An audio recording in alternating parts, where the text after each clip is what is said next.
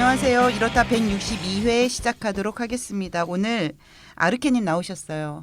안녕하세요. 안녕하세요. 예, 그 차인쌤 역시 나오셨습니다. 네, 잘했습니다. 네, 요즘 저희 청취자분들도 그렇고 저희도 그렇고 계속 이제 코로나 때문에 뭐랄까 무기력, 우울 뭐 이런 날들을 보내고 있습니다. 선생님은 어때요?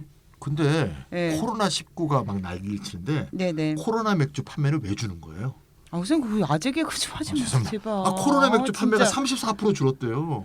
코로나 맥주가요? 그건 좀 이상하다. 그 말이 안 되잖아. 코로나 맥주 먹는다고 코로나 바이러스 걸리는 게 아닌데, 그러니까 정말 그러니까. 사람들이 이렇게 여러 가지 이렇게 비과하게 많이 이렇게 영향을 받는 것 같다는 생각이 들어요. 예. 그러니까 이제 미래가 불안하고 두려울수록에 미신이나 그러니까 그렇죠. 비과학적인 부분에 좀 그러니까. 기대서 안심하고 싶은 거 있잖아요. 그러니까 이거 재수 없다. 그러니까. 괜히 뭐 딴 맥주 먹지 뭘 코로나를 먹어 이렇게 되는 거야. 그렇죠. 옛날에 뭐 그랬잖아요. 왜 네. 휘파람 불면은 뱀 나오고 밤에 그렇지. 손톱 깎으면은 맞아. 뭐 일찍 죽고 막 네. 이런 거잖아요. 그러니까 그런 것들이 사실은 비과학적인 거 다 알면서도 알면서도 그냥 찜찜하니까 찜찜하니까. 하는 것처럼 코로나 맥주도 아마 그런가 보다. 네네. 아이고 참. 그래서 집에만 있다가 확진자 네네. 많아졌다는 얘기도 유명하죠. 예, 화학진자. 네.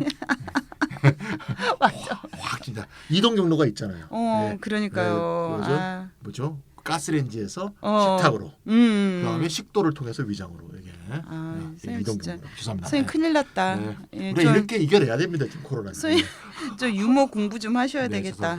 죄송합니다. 큰일 났네. 네네. 이제 아재 개그 좀 삼가해 주세요. 네. 진짜. 자 아르케님은 어떻게 지내셨어요? 저도 좀 조심하고요. 사실 네. 지금은 자기가 뭐 걸려도 뭐 크게 위험하지는 않겠다 이렇게 뭐 크게 기저질환이 없는 사람 같은 경우는 그런 생각 정보들은 좀 많이 퍼진 것 같아요. 네. 근데 걸리면 엄청 민폐가 되잖아요. 민폐가 되죠. 그렇죠. 뭐 가족, 사무실부터 해가지고 지역사회부터 해가지고 네. 그래서 그게 두려움인 거예요. 맞아. 그러네. 그 저도 많이 두려워하고 지내고 있습니다. 그러니까. 근데 어떻게 생각하면은 한국이 이번 대처를 좀 잘 하고 있다는 생각도 드는 게 그 제 패친 중에 양파라고 아마 청취자분들은 그 유명한 분 많이 아실 거예요. 양파? 가수? 아니 양파라는 분이 있는데 네. 책도 내셨고 이분 이제 페미니즘 글로 되게 유명하신 분이에요. 네. 그래서 이분 워낙 이제 공학 뭐 이게 컴퓨터 관련된 업무를 하시는데 이제 외국에서 하시는데 이분이 뭐라고 하셨냐면은 이분 사는 게 이제 시애틀 옆 동네 커클랜드 그쪽에 사신대요. 커클랜드. 예. 근데 거기 10분 거리 병원이 있는데 그 병원에서 사망자가 한 11명 정도 나왔다고 그래요. 그 작은 병원에서. 예. 근데 11명의 사망자가 나왔는데 확진자는 3배밖에 안 돼. 그건 뭐냐면은 그만큼 검사를 하지 않는다는 얘기인 거죠. 아니 어제 이탈리아가요. 네. 41명 죽었어요. 어제만. 한국이 지금까지 죽은 사람이 42명이에요. 그러니까 이탈리아 지금 큰일 났어요. 네. 지금 제일 많이 증가하고 있는데 이탈리아는 또 관광객이 워낙 많고 유럽은 열린 사회잖아요. 그에 반해서 우리 한국은 사실 섬이잖아요. 북한이 막혀 있으니까. 그렇죠. 그러니까 열린 사회인 이탈리아가 지금 급증하고 있는데 엄청난 사망자가 발생하고 있어서 정말 걱정입니다. 유럽이. 그게 더 걱정이네요. 네네. 진짜. 아르케님 오늘 주제는 어떤 거 가지고 나오셨어요? 예, 안 그래도 오늘 소두에 길게 얘기한 코로나19와 관련된 얘기인데요. 지난 2월 28일이죠. 정부가 코로나19 파급 영향 최소화, 조기 극복을 위한 민생 경제 종합 대책. 네. 앞으로 얘기할 때는 우리가 종합 대책이라고 간단히 줄여서 얘기할 텐데요. 그걸 네네. 발표를 했습니다. 코로나19 여파로 소비가 완전히 그냥 곤두박질 치는 그런 상태라서 불가피한 재정 정책이라고 좀 판단을 할 수밖에 없는데요. 네네.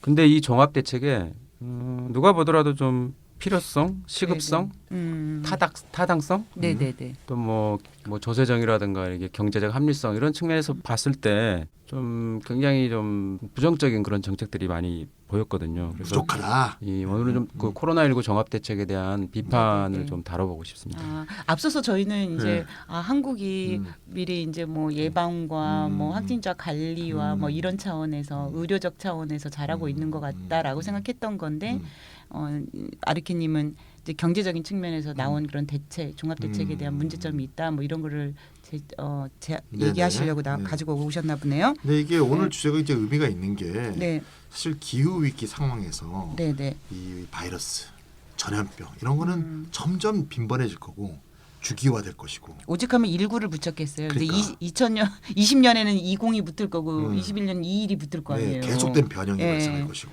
네. 그러니까 이제 경제 위기의 계기들도 자주 발생할 거고. 그럼 이런 종합 대책도 자주 나올 건데 이런 종합 대책은 어떻게 세워야 되는지, 네네. 정부 정책은 어떻게 돼야 되는지 이런 것들을 좀 깊게 고민할 수 있는 계기가 되지 않을까 싶습니다. 네네. 네네. 그러면 뭐 차인쌤이나 아르케님 말씀대로 이번 종합대책에 대한 논의만이 아니라 앞으로 이 저성장을 동반한 경제 위기 시대에 정부의 재정 정책이 어떤 방향을 가져야 하는지에 대한 시사점까지 같이 논의하는 것으로 이해를 하면 되겠죠. 네네. 예.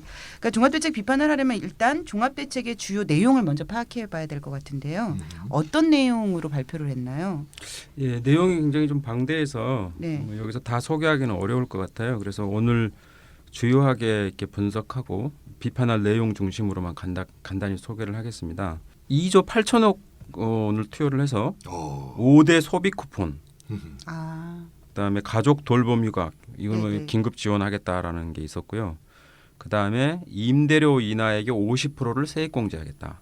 그다음에 아니 잠깐만. 그러면 임대료 인하에 50% 세액공제라고 하면은 이거는 이제 건물주에게 준다는 얘기예요? 그렇죠. 건물주한테 세액공제를 한다는 얘기예요? 그렇죠, 당연히. 예, 이제 그 위에 이제 쭉 수입이 되는 사람이 아 이거부터 탁 걸리네 그냥. 네. 예. 그리고 이제 뭐 그거 합쳐가지고 또 승용차 개별 소비세 인하 네. 이 등에 이제 세제 지원해가지고 1조 7천억 원을 또 쓰겠다. 그다음에 이제 뭐 소상공인 초저금리 대출 등 금융 지원에 2조 5천억 쓰겠다. 이런 내용이 주요 내용인데요. 네. 밖에도 뭐 금융 중개 지원 대출, 공공기관 투자 확대, 네. 뭐 금융권 금융 공급 확대, 뭐 이런 내용들이 전반적으로 담겨 있었습니다. 금융 공급 확대 이러니까 또 왠지 돈이 또 이게 일단 민간인들에게 직접 가는 게 아닌 것만 같은 예, 이런 대출이죠, 느낌. 이거는, 대출. 아 예, 이런. 그런데 그 이러한 대책들 중에서 어떤 부분들이 문제가 있나요? 아까 딱 지적하신 부분이 제일 아, 문제가 그래요? 되잖아요. 아, 너무 기분 나빴어. 벌써 우리가 임차인 경험이 많은 우리들로서는 네. 이게 뭐야 이런 생각이 딱 들죠. 예? 상가 임대료 인하분의 50%를 네. 세액 공제해주겠다는 것이 제일 많이 비판을 받은 부분이 되겠고요. 여기 앞에 계신 이제 아르케님이 네. 며칠 전에 프레시안에 글을 써갖고 아주 자세히 집중 비판했습니다. 그래서 네. 글로 잘 써 있고요. 아마 검색해 보시면 나올 겁니다. 이 정책부터 먼저 한번 살펴보면 코로나19 종합대책에 쓰인 표현을 보니까 이렇게 돼 있어요. 착한 임대인이 네. 이거 중요합니다. 착한 임대인이 착한 사마리아인도 아니고 네. 착한 임대인이 소상공인 임차인의 임대료를 인하해 줄 시 네. 정부가 절반을 분담하고 추가 인센티브도 제공하겠다 이렇게 돼 있어요. 아니, 갑자기 욱하네. 네. 아니 임차인에게 돈을 줘서 네. 그 임대료를 낼 수 있게 만들어줘야지. 그 말이지. 어떻게 맞아. 네. 건물주에게 돈을 주지? 벌써 시작부터 흥분하고 있습니다. 우리 발상 자체가 정책 짜는 정말 분들이요 다 임대인들이라서 그래요. 내가 볼 때. 그러니까 자기들 손해 보지 않겠다는 거잖아요. 임대인들이 손해 보지 않겠다. 뭐 이거는 내가 확인 안 된 거고요. 하여튼. 네. 그래서 구체적으로는 이제 임대인이 자발적으로 네. 임대료를 인하할 경우에 인하액의 50%를 네. 임대인의 소득세, 법인세 항목에서 세액 공제해 주겠다는 내용이고요. 근데 이제 일단 이 글을 보면서 제가 이 종합대책을 보면서 제일 열받은 게 네. 착한 임대인 이 말부터가 일단 말이 좀 이상한 것 같아요. 그러니까요. 네, 아르킴도 그런 생각 안 하셨어요? 저도 그 표현이 상당히 좀 거슬렀는데요. 네. 이게 이제 뭐 그 기획재정부 공무원들이 만든 용어는 아니고요. 그 일부에서 아마 이 상가 임대인들이 그 너무 이제 장사가 안 되니까 좀 이 위기를 그 같이 좀 어려움을 나누겠다 이렇게 임차인들하고 나누겠다 해가지고 임대료를 자발적으로 좀 인하했던 그런 움직임이 있었어요 일부에서. 그러니까 언론에서 이제 그 착한 임대인 뭐 이렇게 이름을 네. 붙였는데 공무원들이 이제 그 여기 그대로 가져다 쓴 거죠. 어쨌든 뭐 자기들이 만든 말은 아니다 하더라도 정부의 공식적인 어떤 정책 문서에 어떤 도덕적인 어떤 그 뉘앙스를 갖는 그런 용어들을 갖다 쓰는 거는 저는 이렇게 적절하지는 않다고 생각을 합니다. 네. 그리고 뭐 사실 임대료 인하하겠다고 그 나선 분들 이분들 마음이 임차인들하고 같이 어려움을 함께 나누겠다 이런 선한 마음이 뭐 없다고 할 수는 없겠죠. 뭐 그리고 뭐 입증할 수도 없는 문제잖아요. 네. 네. 근데 지금 이제 객관적인 조건으로 보면은 네. 코로나19로 인해 지역 상가들 매출이 아주 급격히 떨어지고 임대료 내기가 아주 힘든 상황이에요. 근데 임대료 인하가 어떻게 보면 시장의 상황 때문에라도 좀 불가피한 측면들이 있는 거거든요. 그렇죠. 네, 네. 그리고 이제 코로나19가 아니더라도 임대료 하락이 일어나야 지금 정상인 상황입니다. 그렇죠, 그렇죠. 네. 그러니까 저는 정책을 하는 사람들이 어느 계층에 감정이입을 하느냐에 따라서 되게 다른 내용으로 나온다고 생각을 하는 거예요. 그렇죠, 보면은 그렇죠. 지금 코로나19 사태에서 감정이입을 해야 될 대상들은 임차인이잖아요. 임대인에게 감정이입을 해가지고 세액공제를 해준다는 발상 자체가 저는 뭐 임대인도 국민이니까요. 뭐 임대인도 생각을 해야겠는데 임대인에게 일방적으로 임대인도 생각을 하다니요. 지금 이 상황에서 제가 임대인이었다면 저도 몇 달 거의 3분의 1만 받을 수도 있습니다. 진짜. 네. 근데 뭐 여기서 제가 좀 강조하고 싶은 얘기는 네. 그러니까 임대료가 너무 지금 비싸다. 그래서 떨어져야 할 필요가 있다라고 하면은 네. 사실은 그 정책을 수단을 통해서 그렇게 할 수는 있다고 생각을 해요. 정부가. 근데 지금 어쨌든 정부가 굳이 세액 공제를 하지 않더라도 그런 방식으로 하지 않더라도 그 지금 어려운 시기에 이게 한 푼이라도 아까운데 그걸 임대인의 세액 공제 방식으로 쓰지 않는 방식이라 하더라도 시장 상황 자체가 임대료 하락이 지금 일어나야 되는 정상이다. 그렇죠. 이런 상황이라는 빈 겁니다. 사무실이 많죠. 예. 네. 그 국가통계 포털이라고 있어요. 코시스라고 하죠. 거기에 이제 한국감정원이 조사한 자료가 있는데 이 자료 보면은 지금 전국 상업용 부동산의 중대형 상가 공실률이라는 게 있어요. 그러니까 아, 이 임대되지 않고 지금 비어 있는 상태라는 거죠. 네. 그게 이제 2017년 4분기에 9.7%였는데 그 2년 뒤 2019년 4분기에 보니까 11.7%로 20.6%가 상승을 한 겁니다. 어마어마하네요. 그러네요. 네. 근데 같은 기간에 보니까 임대료는 5.4% 떨어졌어요. 아, 또 상대적으로 더 영세한 자영업자들 그 임차에서 쓰고 있다고 볼 수 있는 소규모 상가. 네, 네. 거기 공실률은 이 2년 같은 기간에 보니까 4.4%에서 6.2%로 40.9%가 증가를 했습니다. 그러니까 얼마나 어려워졌다는 얘기예요. 경제가 정말 안 좋긴 안 이게. 좋죠. 안 근데 좋다, 이 진짜. 소형 상가 공실률이 이제 중대형 상가 증가에 거의 2배 육박하잖아요. 네, 네. 근데 임대료는 역시 5.1%밖에 떨어지지 않은 거예요. 덜 감소했네요, 오히려. 예. 예. 그러니까 이 임대료 인하는 불가피한 추세다 이런 말씀이신 거잖아요. 그렇죠. 네, 예. 네. 그러면은 임대료 인하로 인해서 그 소득 상실을 보존해주지 않더라도 임대료가 인하됐을 것이다 이렇게 보는 건가요? 사실 그런데 그러니까 2년 기간이잖아요. 네. 그 조사한 게 2년이면은 좀 이렇게 시장이 이렇게 가격이 시장 가격이 조정을 하고 이제 수요 공급에 맞춰가지고 균형을 찾아가는 그건 충분한 시간이라고 저는 보는데 그게 안 된 거잖아요. 안 되죠. 예. 근데 왜 안 되는가 그 이유가 있습니다. 음흠. 그러니까 임대료 인하가 시장 상으로만 보면 불가피한 그런 추세이긴 한데 이게 자동적으로 되지는 않는다는 거예요. 그렇죠. 그러니까 공실률 증가에도 불구하고 상가 소유주들은 임대료를 인하하지 않고 차라리 공실료 두더라도 버틸 재력이 좀 있는 사람들이잖아요. 그럼요. 우리가 알고 보면 예. 제가 그 유튜브 보니까 상가 임대차 관련해서 뭐 방송하는 유튜브를 보니까 평균적으로 한 10억에서 한 20억 사이 정도는 있어야 상가 임대차 이런 걸 투자를 하나 봐요. 아, 그렇군요. 그러니까 그런 그 정도 건물 하나 살려면 그 건물 하나가 정도는 아니라 이제 조그만 이런 사무실 상가 하나, 사무실 하나를 분양받는데 분양받는데도 네. 아. 그러니까 그런 투자들 많이 하니까요. 음. 그리고 이제 그렇게 사가지고 또 이제 임대를 내주는 거죠. 그렇죠, 그렇죠. 근데 몇십억 정도 단위가 있어야지 이제 투자를 할 수 있는 분들인데 이게 재력이 있는 분들이고 기본적으로 예, 몇 달 뭐 공실로 두더라도 살 수 있는 분들이 그러니까 버틸 여력이 있는 사람들이라는 거예요. 근데 그래도 어쨌든 버틸 수 있다고 해가지고 왜 그 한 푼이라도 더 버는 게 낫지 굳이 그렇죠. 공실로 두느냐. 네. 상가 소유주들이 임대료 소득만 걱정해야 되는 게 아니라 음흠. 상가 건물 자기가 분양받은 또는 뭐 소유하고 있는 그 건물 자체 여기에 이 자산 가치가 그렇죠. 중요하거든요. 양도 차익이 떨어지면 안 되는 거니까. 예. 비싸게 팔아야 된다 이거 그렇지. 팔고 싶을 때. 예. 공실로 두더라도 네, 네. 예. 근데 가격이 떨어지는 건 임대료가 가질 이제 수 없다? 지표가 되죠. 임대료가 예, 근데 지표가 되죠. 그 자기가 매각하려고 할 때 네. 임대료 얼마 받고 있느냐 이게 그치, 바로 그 상가 가치하고 직결되는 문제거든요. 다 수학이죠. 단순한 수학 진짜. 예. 그래서 이제 이런 계산들이 작동해가지고 지금 공실로 두고 있는 상황인데 저희가 보기에는 이제 그렇다고 해서 한정없이 이게 버틸 수는 없는 거잖아요. 그렇죠. 현금 플로우라는 게 있는데. 예, 뭐 이런 상태라는 겁니다. 예. 그러면은 임대료 인하를 위해서 정부는 어떻게 해야 되는 걸까요? 그러니까 급박한 상태에서 임대료가 내려갈 때까지 기다릴 수는 없는 것 없잖아요. 예, 저도 뭐 현재 정부 권한이 그러니까 정부한테 속하지 않은 그런 권한을 통해 가지고 뭐 네. 즉각적인 임대료 인하 효과를 낼 수 있는 방법은 없어요. 있어요. 그러니까 저가 생각하기에는 임대인에게 이게 세액공제라는 파격적인 그 감세 혜택을 주는 것보다는 임차 상인에게 직접 지원하는 게 지금 훨씬 낫다는 생각 말씀을 드리고 이게 싶은 거예요. 너무 상식적이잖아요. 그렇죠. 상식적으로 진짜. 그렇죠. 이게 임차인이 아니라 이게 상가 건물주한테 네. 감세 혜택을 주는 것도 문제인데 네. 이것도 이 정책 자체도 인센티브가 좀 사실 굉장히 취약해서 음. 효과적으로 작동을 할 수 있을 것인가 여기에 대해서 의문을 갖는 사람들이 굉장히 많고요. 네. 만약에 이제 이렇게 할 수도 있어요. 임대인이 임차인을 이렇게 만나는 거야. 김 씨, 그래서 아이고 이리 좀 와봐. 이래갖고 꼬드겨.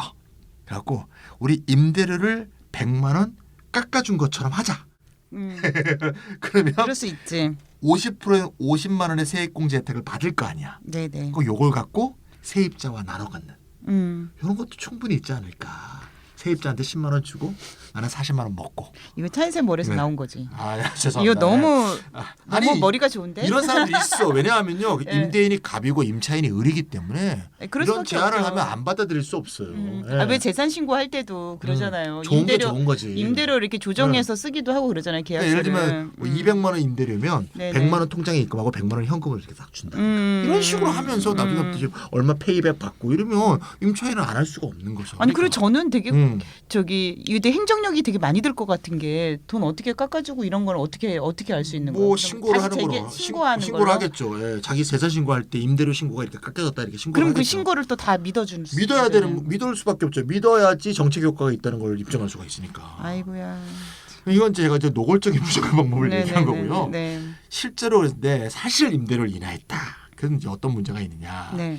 임대료 인하로 인한 세액 공제 혜택은 임대료가 비싼 건물의 건물주와 임대료가 좀 싼 건물의 건물주를 비교해 보면 네. 임대료가 비싼 건물주가 더 큰 이익을 본다는 거죠. 그러니까. 네, 이게 문제잖아요. 그러니까 마돈나님 말씀하신 건 임대인과 임차인의 문제지만 네네. 임대인끼리도 돈 많은 임대인일수록 더 이익을 본다는 거죠. 그럴 수 뭐 있겠네요. 계산해 보면 쉽게 나오죠. 200만 원짜리 20%는 40만 원이고 100만 원의 20%는 20만 원 아니에요. 그렇죠. 혜택이 다른 거죠. 그러니까 상대적으로 형편이 더 낫다고 보여지는 그런 대형 임대인에게 더 많은 혜택이 돌아가는 거죠. 그래서 이런 게 이제 전반적으로 이 정책 자체의 어떤 병합성 자체가 이제 문제가 있다 이렇게 볼 수 있고요. 이거 설계할 때 토론 안 하나? 자기들끼리? 뭐 했겠죠 나름대로는. 예, 그다음 마지막으로 제가 하나만 더 지적하는 것은 연간 소득이 5억 원이 넘는 어떤 소득이 있다고 봅시다. 우리하고 관계 없는 거예요. 예. 연간 소득이 5억 원이 넘는 어떤 사람에 비해서는 최고세율이 42%입니다. 이게 박근혜 때 40%가 됐다가 문재인 때 42%가 새로 생긴 건데요. 그럼 연간 소득이 5억 원이 넘는 어떤 임대인이 있다고 봅시다. 네. 부자 상가예요. 그래서 임대료를 100만 원 깎아줬다고 봅시다. 그러면 100만 원을 깎아주게 되면 100만 원의 42%인 42만 원을 세금으로 내고 네네. 58만 원의 임도소득을 원래 주머니에 챙기고 있었지 않겠습니까? 네네. 그러면 이제 이때 임대료 인하분의 절반을 만약에 100만 원을 깎아줬어. 그럼 그중에 50만 원은 돌려받는 거 아니에요. 그렇죠. 그럼 결국은 50만 원 플러스 42만 원이면 92만 원이거든요. 네네. 그러니까 결국 임대료 100만 원을 깎아주면서 실제로 손해보는 것은 100 빼기 92, 8만 원밖에 손해를 안 보거든요. 그러니까 100만 원 깎아주고 100만 원 손해보는 게 아니라 임대인은 8만 원만 손해를 보면 되는 거니까 네네. 이거야말로 정말 눈 가리고 아웅이다 이렇게 볼 수 있는 거죠. 찬생 말씀 듣고 보니까 네. 기재부가 이런 제도를 짤 때 뭔가 여러 가지를 고려했다기보다 오히려 부자들에게 어떻게 하면 이번 기회에 인센티브를 줄 것인가라는 전략을 짠 것 같다는 어떤 혐의마저. 제가 볼 때는 서민 대책이 아니고요. 경기 네. 활성화 대책이에요. 내가 볼 때는 어떻게 보면. 근데 그렇게 하면 경기 활성화가 되긴 되는 건가요? 그건 아, 모르죠. 물론 네. 어떻게든 뭐 되긴 되겠지만 네. 그건 또 문제가 있다는 생각이 들고 상가 임대료를 인하하는 조금 더 근본적인 대책 같은 건 없을까요? 일단 제가 생각하는 거는 또 공공성이 강하게 요구되는 거는 가격을 통제하는 방법도 있는 거잖아요. 가격 네. 통제. 네, 사실은 뭐 이 시장 경제에서 가격 통제는 아주 그 경제학 자체에 싫어하는 방식이긴 하죠. 네네. 가장 극악한 방식이라고 해서 싫어하긴 하죠. 그거 근데- 공산주의야 이렇게 네, 나오지. 네. 뭐 국가 개입이 너무 크다고. 근데 사실은 2018년에 네. 그 네. 상가 임대차 보호법이 개정되면서 네. 그 가격 통제 제도가 들어오긴 했어요. 임대차에 대해서요. 음. 지금도 1년에 5% 이상은 임대료를 인상할 수 없다 이렇게 하고 있는데 이게 두 가지 점에서 문제가 좀 있습니다. 문제죠 이거. 현재는 지금 아주 초저금리 상태잖아요. 네. 그러니까 연 5% 인상률도 사실은 굉장히 엄청난 투자죠 네, 5%면. 너무 높은 거고 맞아, 너무 네, 높아요. 옛날 얘기죠. 이건. 네. 둘째는 그나마 이 인상률 상한 제도마저도 재계약 시에는 작동을 하지 않아요. 그러니까. 적용되지 않는 거죠. 2년 동안 장사 잘하다가 2년 뒤에 할 때는 확 올라가 버리는 거죠. 물론 이제 뭐 네. 상가 계약이 있어서 그러니까 계약 네네. 기간이 좀 늘어나서 늘어났죠. 예. 맨날 뭐 재계약하는 건 아닌데 아무튼 이게 이제 그 임차인들 말 들어보면은 그러니까 실효성이 이렇게 크진 않은 거예요. 인상률 상한제를 현실에 맞게 좀 강화하는 방법이 필요하다고 보고요. 아하. 그 다음에 제가 한번 뭐 적극적으로 검토해 볼 만한 것이라고 하는 게 이제 공실세라고 있거든요. 뭐래요? 공실세. 공실세. 예, 영어로 이제 베이컨시 텍스인데. 공실이면 세금을 내라. 예. 그런 것도 있잖아요. 농지도 농사를 안 지면 세금을 내게 예. 되거든요. 그런 거지. 그런 거랑 비슷한 거네. 예. 지금처럼 이게 공실률이 높아지는데도 가격이 안 떨어지는 상황이면 이제 적극적인 검토할 가치가 있다 이렇게 보는 거죠. 지금 현재 독일 베를린 예. 그리고 캐나다 밴쿠버 같은 도시에서 지금 공실세를 실시하고 있어요. 오호. 이거 해야 그리고 되겠다. 이제 외국의 여러 국가들이나 이제 도시들에서 지금 도입 논의를 하고 있고 상당히 이제 도시 단위로 보면 많은 도시들에서 좀 하고 있는 경우가 있거든요. 그리고 지금 미국에서도 지금 공실세 도입 논의가 좀 본격화됐는데 미국의 그 센서스 자료 보면은 2019년 3분기 미국 주택의 12%가 무려 12%가 공실로 나옵니다. 미국도 이게 왜 문제구나. 이렇게 공실로 되느냐?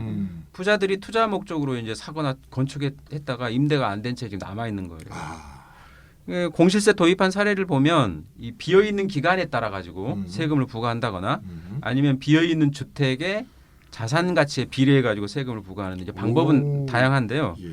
어쨌든 임대료를 인하해서라도 집 없는 사람들이 들어와서 살게 만들자 하겠다라는 정책인 그렇게 해야죠. 거거든요. 네. 그러니까 우리나라도 지금처럼 이제 공실률이 계속 높아지는 추세라면 네네. 지금 이제 저희는 상가만 얘기했지만 주택도 좀 살펴볼 필요가 있고 같이 도입할 필요가 있는 거죠.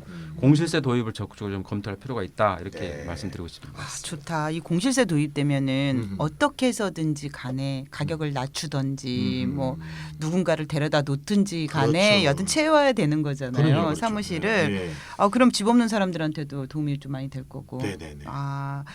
근데 우리가 계속 지금 임대차 보호와 관련돼 가지고 얘기를 하다 보니까 코로나 얘기를 하던 걸 원래 이게 깜빡했어요. 코로나 얘기였죠. 예. 그러니까요. 자, 그러면 다시 앞으로 돌아가서 네. 코로나19 종합대책에서 문제가 되는 게 또 어떤 게 있을까요? 이번에는 이제 신용카드, 체크카드 소득공제 혜택인데요. 그것도 있나요? 예. 사실 각종 소득공제 혜택 자체가 이제 소득이 높은 사람들한테 이제 상대적으로 많은 공제 혜택을 주기 때문에 네. 이렇게 대표적인 역진적인 이제 제도다 이렇게 많이 평가를 하고 있거든요. 그렇죠. 거의 상식입니다. 근데 이제 내용을 보니까 이게 올해 3월부터 6월까지 그 신용카드 사용액에 대해서 소득공제율이 지금 현재는 이제 15%인데 예. 40%까지 해주겠다. 그리고 이제 어, 체크카드는 30% 지금 현재는 30%인데 네. 80%까지 해주겠다. 이렇게 엄청 늘린 거예요. 그러네요, 진짜. 예. 근데 제가 이제 여기서 좀 우리나라 그 소득 그 개인 단위로 측정한 소득 수준이 어느 정도 수준인지 한번 좀 얘기를 해야 될 것 같은데요. 그래야지 이제 이게 얼마나 그 소득 그러니까 역진적인 재분배 제도인지 이제 정책인지를 좀 설명이 될 것 같아서요.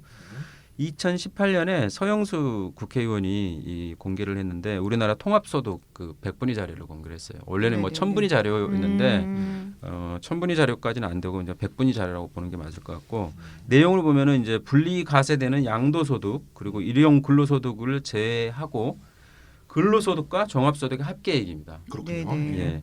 그게 이제 이게 통합소득 100분위 자료인데 이 자료를 보면 1인당 연 2,211만 원을 버는 그 분위가 51분이에요. 그러니까 가운데 있는 중위소득이네요. 중위소득. 예, 중간이네요. 가운데 있는 사람들이 우리나라 연 2,211만 원을 번다는 거예요. 예. 한 달에 뭐 200만 원도 못 버는 거죠. 그렇죠. 예. 그 51분위의 소득세 실효세율이 얼마냐? 그러니까 실제로 소득세 낸 금액이 실제로 얼마냐라는 겁니다. 네네. 0.99%를 낸 거예요. 1%가 채 안 되는 거죠. 그 중위소득이 0.99면 반은 안 낸다는 얘기네요, 거의. 그렇죠. 예. 그리고 이제 1인당 연 4,970만 원, 한 5천만 원 가까이 되는 거죠. 네, 이게 네. 이제 81분인데 이제 소득 상위 20%에 해당되는 그런 80대 28대 그 20. 예. 그 사람들이 낸 그 실효세율은 3.47%입니다.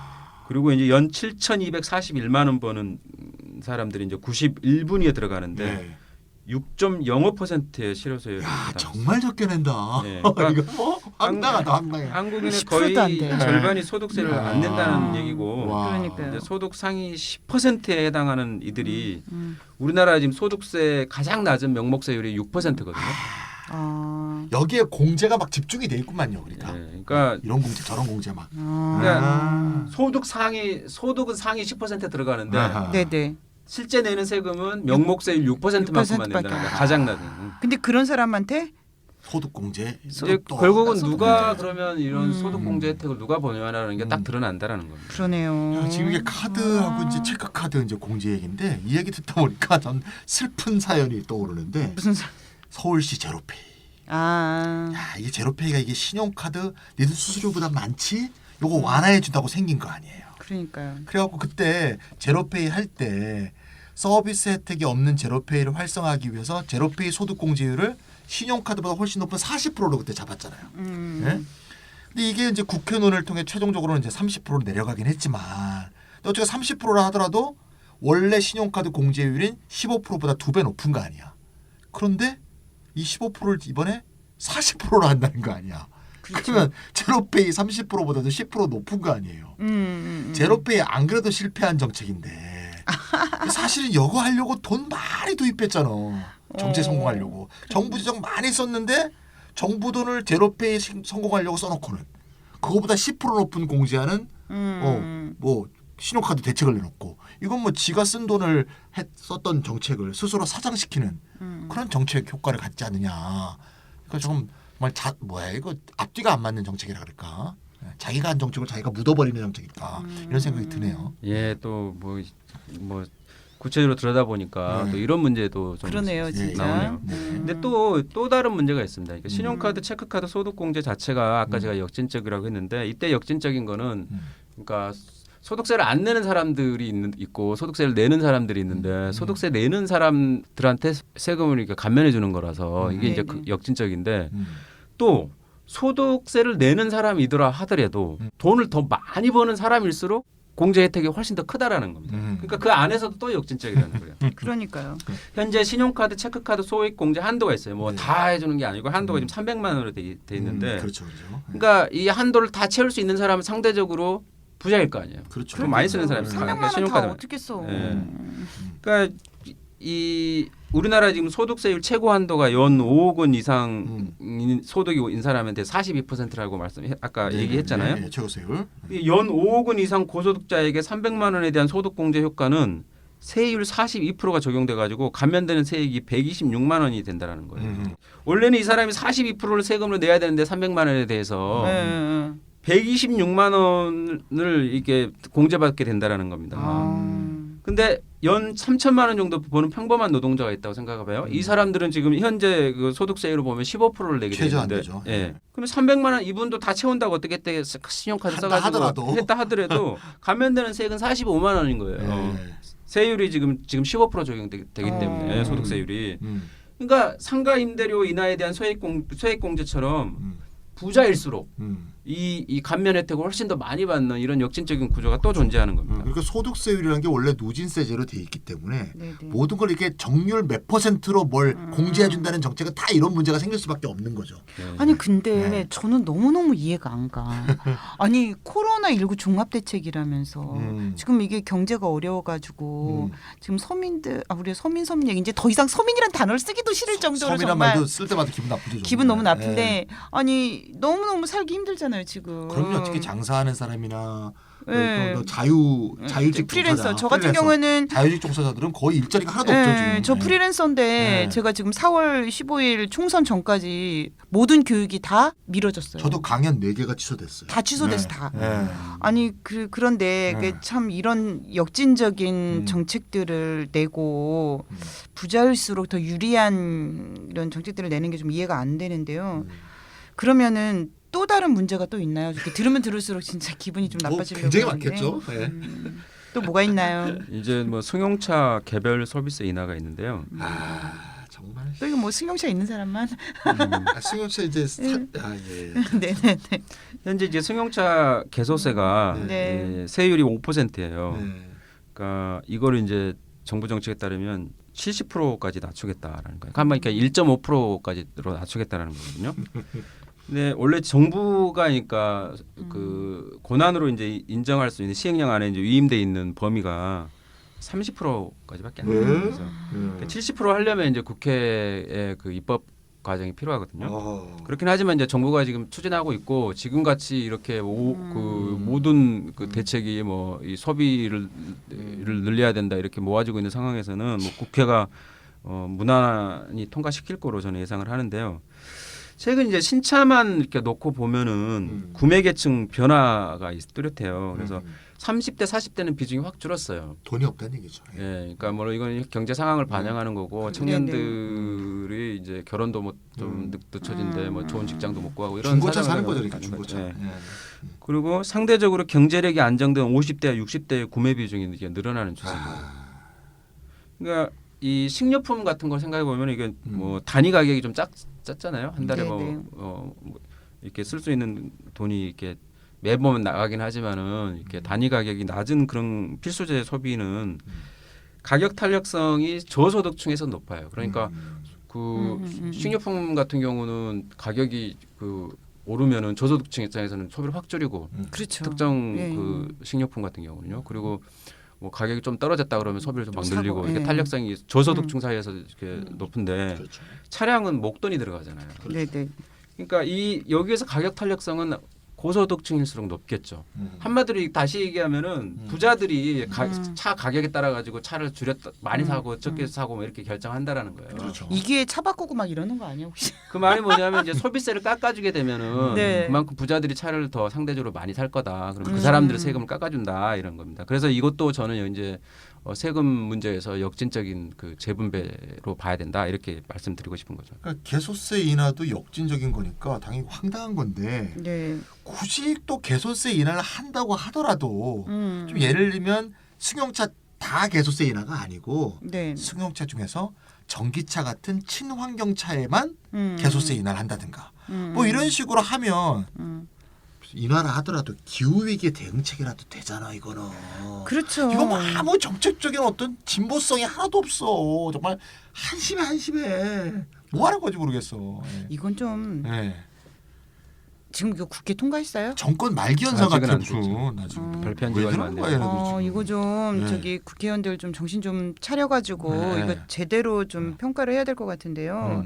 저희 지금까지 그 코로나19 종합대책 안에서 문제가 될 만한 세 가지 정책들을 중심으로 얘기를 나눠봤는데요.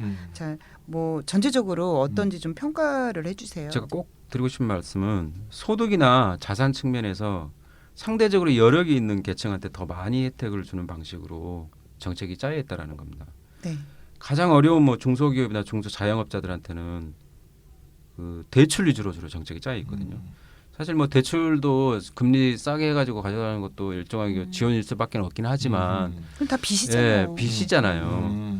사실은 그 직접 지원하는 거 어려운 사람들일수록 직접 지원하는 방식으로 가는 게 맞다라는 게 이제 생각이 드는 거죠.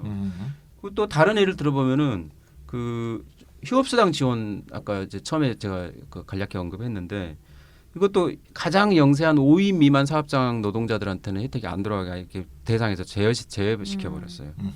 그러니까 경기 불황 시에 이제 경기를 지금 진작시키겠다라고 하는 이제 정책이라고 봐야 되는데 우리가 경제학 상식으로 보더라도 한계 소비 성향은 어디가 높아요? 저소득층이 높은 거잖아요. 그렇죠. 예. 그러니까 이게 돈을 재분배를 하게 되면은 그 돈을 바로 이게 시장에서 써야만 하는 사람들. 그냥 이 사람들한테 좀 지어주는 게 저는 그러니까 이 불황 대책 아니냐라는 거죠. 이게 경제 상식에 입각해 봐도 좀 문제가 많다 이런 생각이 듭니다. 아, 정부가 출범할 때 소득주도 성장 그렇게 얘기하더니 소득을 그러니까. 늘리는 정책을 안 해요. 자꾸 이제 재정을 써야 되는데 재정을 안 쓰고 이게 감세 위주로 경기를 이렇게 띄우는 경기를 진작시키는 이런 정책을 자꾸 쓰는데 이제 전염병이 이제 자주 올 거 아니에요. 저성장도 계속 될 거고 그러니까. 이런 상황에서 자꾸 세금 감면 위주로 대책을 짜는 게 과연 계속 지속 가능한 정책이 될 것인지 이게 참 저는 걱정이고요. 그러니까 저같이 경제 일도 모르는 사람이 생각했을 때는 정부가 좀 돈을 풀어서 지출을 해서 좀 가난한 사람들한테 좀 직접 지원을 하면 좋겠다라는 생각을 하는 건데 이건 정부 수입을 줄이겠다는 거잖아요. 그렇죠, 감세는. 그렇죠, 맞습니다. 그러니까 수입을 줄이는 방식으로 하는 그러니까요. 거잖아요. 이 개소세이나 이거는요 거의 네. 무슨 뭐 때만 되면 쓰는 무슨 카드인데 옛날 메르스 직후 때도 썼고 뭐 계속 써먹은 카드예요 옛날. 그럼 그때 어땠는지 평가가 있을 거 아니에요. 지네들은 잘했다고 해야겠죠. 무슨 평가에 굴고 다시 경제가 뭐 나아졌어. 그러니까. 이 경제 상황을 그래서 재정을 네. 확대하는 방향으로 써야 되는데 재정 확대에 쓸 수 있는 재원인 세금은 계속 깎아주면 그러니까. 앞으로 도대체 어떻게 정부 정책을 쓰겠다는 건지 도대체 대책이 안 쓰는 그런 식의 기조라고 볼 수 있습니다. 예. 그러니까 지금까지 얘기 나눈 걸로 봐서도 코로나19 종합대책에 문제가 좀 많은 것 같고요. 그런데 저는 좀 의문이 있어요. 경제 전문가들은 이제 이 기재부 같은 관료들은 다 경제 전문가들일 거 아니에요. 경제학 공부하신 분들이죠. 네. 예. 근데 왜 이분들이 이렇게 비상식적인 이분들한테는 상식이 나랑 기준이 다를 수는 있겠지만 예, 이런 정책들이 계속 나올까요? 이 사람들은 어떤 상식을 갖고 있을까요? 그러니까. 예. 예. 모든 경제 정책들이 다 그렇다는 건 아니고요. 또 이번에 종합대책도 전부 다 뭐 잘못됐다 이런 건 아닌데 경기 조절, 특히 이제 경기를 이렇게 진작시키기 위한 정책들을 관통하는 하나의 정책 기조가 있다고 저는 보거든요. 이제 저는 이걸 이제 공급 중시 경제학이라는 용어로 그 기조를 좀 설명하고 싶어요. 영어로는 이제 서플라이 사이드 이코노믹스라고 그러는데 이 기조가 좀 흐르는 게 아닌가 이렇게 좀 말씀드리고 싶습니다. 공급 중시 경제학이요? 그러면 공급 중시면은 수요 중시 경제학 반대말이에요. 맞습니다. 공급과 맞습니다. 예, 공급과 수요 반대말이니까. 어. 서플라이 사이드 이코노믹스 80년대 때 특히 네네. 풍미했던 이론인데 우리 뭐 잘 아는 케인스주의는 유효 수요 관리를 통해서 경기를 조절한다는 관점이니까 네. 근본적으로 수요 중시 경제학이라고 볼 수 있고요. 네. 그 반대편에 네.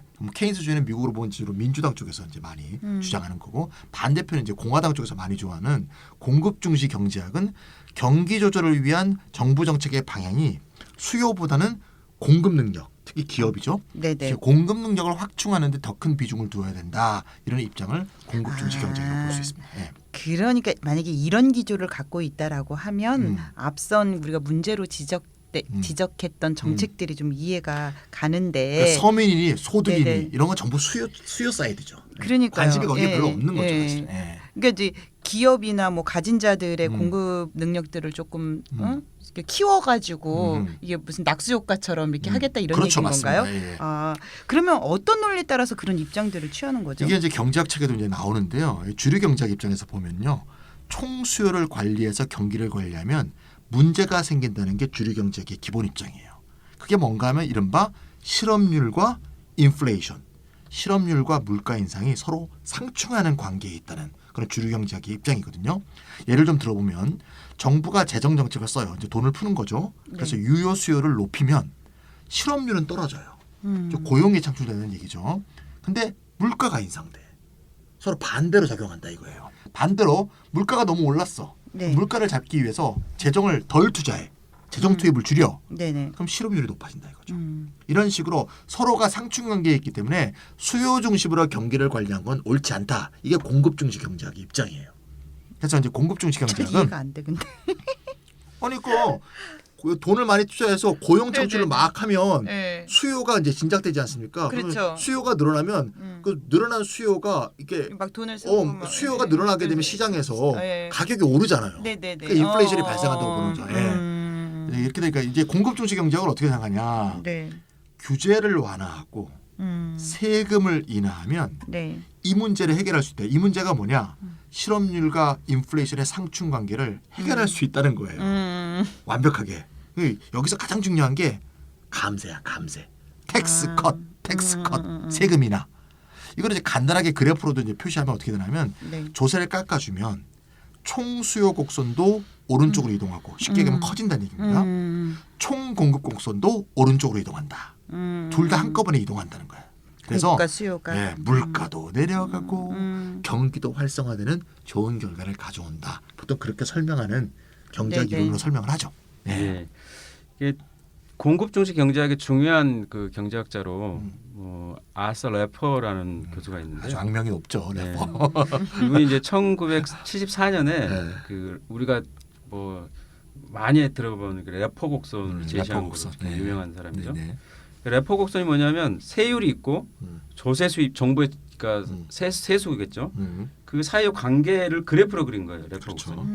근데 우리가 생각하면 수학적으로 세율이 높으면 뭐 저 과세 표준이 100인데 세율이 그러면 70%다 그러면 70만 원 70을 이제 우리가 세원으로 확보할 수 있는 거잖아요. 그게 이게 세율이 높으면 그 세수도 높아진다라는 게 우리가 수학적으로는 그렇게 생각을 하는데 상식적으로 이렇게 듣겠죠. 네, 이분은 그렇게 보지 않은 거예요. 그럼 어떻게 봐요?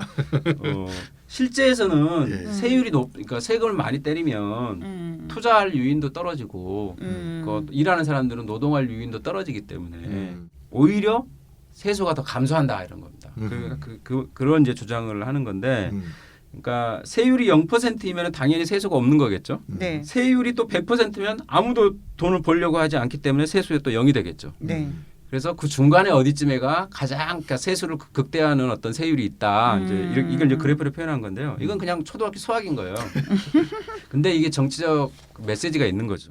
그러니까 현재 세율이 너무 높아서 미국 경제가 안 좋을 때 이제 얘기 나온 거죠. 경기도 안 좋고 미국 재정도 안 좋은 상황인 거예요. 그러니까 세금을 감면해 주면은 경기도 풀리고 세수도 늘어난다 이 얘기를 이제 하고 싶어서 부자들이 되게 좋아할 것 같은데. 네. 그렇죠. 이 그래프가요 아주 네네. 단순해요. 아주 그냥 애들 장난 그림처럼 그려져 있고요. 네. 쉽게 이런 거예요. 100일 때 60% 네네네. 거두면 60이 거치잖아요. 그럼 70으로 올리면 더 거둘 줄 알지 100이 80이 된다는 거예요.